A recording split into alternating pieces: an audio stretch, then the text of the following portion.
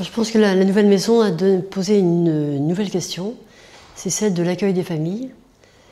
Un accueil renouvelé, puisque avant, lorsqu'on avait des chambres à plusieurs malades, les familles ne pouvaient pas rester.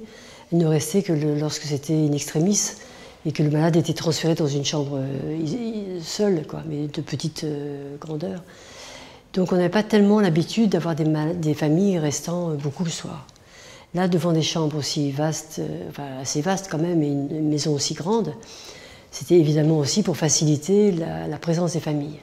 Alors c'est très compliqué, parce que on peut dire la nuit, une personne ou deux reste, mais après comment choisir la personne ou deux? Les familles sont parfois très très grandes, il y a des cultures très différentes, et c'est toujours une chose difficile.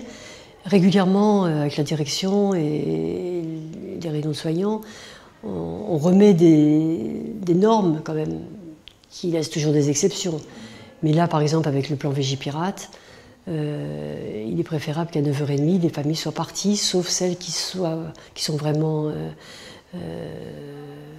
obligées, en tout cas, qui souhaitent rester auprès de quelqu'un qui va mal. Bon. Mais quand même n'est pas trop mal et qu'il peut ne pas avoir de proches auprès de lui, les gens plutôt repartent le soir à 9h30. Bon.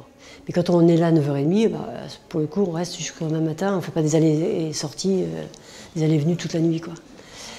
Voilà, ça c'est une mesure nouvelle pour aujourd'hui. Hier, c'est pas tout à fait comme ça et avant-hier non plus. Et donc, on a toujours à revoir constamment. Et là, c'est toujours difficile de donner les arguments, d'informer tout le monde et que tout le monde ait la même version des faits. Habituellement, voilà, une personne dans la chambre, 2 personnes maximum. Et s'il y a 2 personnes, il y en a une qui est souvent dans la chambre des familles, qui va faire un aller-retour.